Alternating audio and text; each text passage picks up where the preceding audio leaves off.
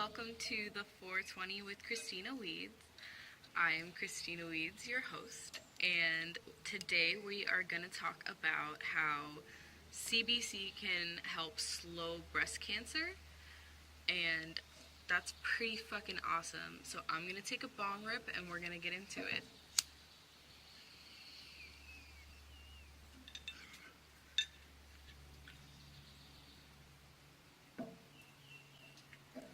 Alright, so CBC is actually otherwise known as cannabicromin.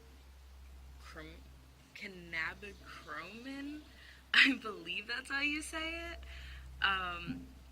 It actually inhibits uptakes to improve the immune system's ability to use healthy chemicals to rid itself of cancer. Chemicals such as all these science names, guys, they get me a little fucked up sometimes.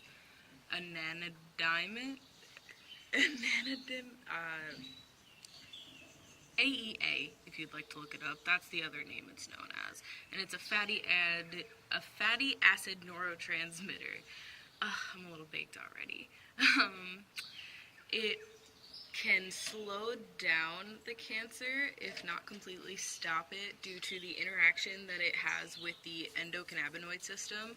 Because CBC is already produced in your body, it is a human-produced cannabinoid, and it allows more of the AEA to remain in the patient's system. So that's actually what has a lot to do with fighting off the cancer, from what I understand. It's really awesome, and I really encourage you guys to look more into it yourselves. There's thousands and thousands and thousands of things that all of these different chemicals that are in cannabis can do. And it's a shame to see people limit themselves to, you think of marijuana, you think THC. You don't think of the CBD, you don't think of any of the THCV and any of the other chemicals that are in there that have all of these crazy properties themselves and can do all of these crazy things themselves. So why not just try it? Why? Big Pharma's scared. Big Pharma knows that cannabis can crash it, and they're scared because the truth's coming out, and we continue to fight, and we continue to talk, and the research is getting done, aside from Jeff Sessions trying to go behind everyone's back and make it so we can go after medical patients. That's so fucked up. They're already medical patients, and they're obviously medical patients for a reason.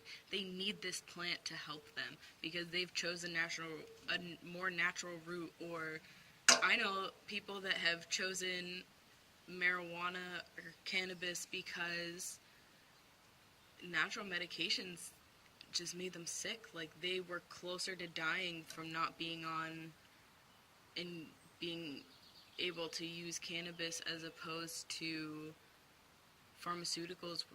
They were just basically poisoning themselves. I remember when I took antidepressants, I went right back to cannabis as soon as I gave it the time period to kick in, as they say. It was awful. It was one of the worst experiences I've ever had.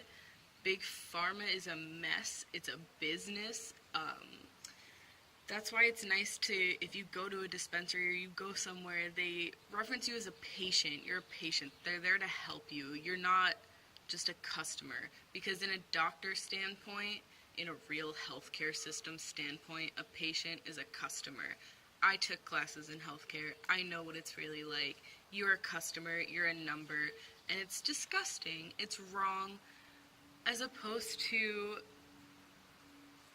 you really want to take care of somebody. You really want to make sure they're getting the medication and the appropriate things that they need. Alright guys, I'm starting to rant here. I just wanted to get a little bit of info out there for you. Feel free to do your own research too. You can find me on Instagram at Kristina Weeds _420. Yes. And find me on Snapchat at Kristina Weeds. I'm going to take one more bong rip, and I will see you guys later.